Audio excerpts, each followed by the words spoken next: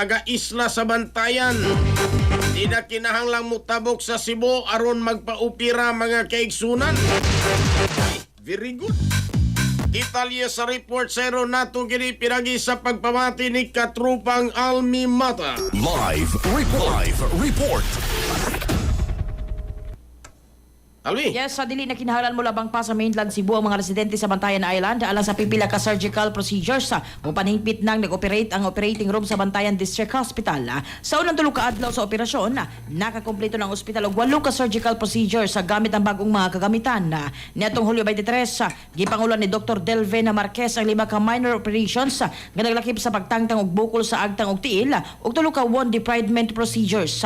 Pagkasunod adlaw, malampusong nahimo sa ospital ang unang emergency appendectomy o operasyon sa appendix. Nahimo usab sa maong adlaw ang unang dilation and curettage o DNC procedure.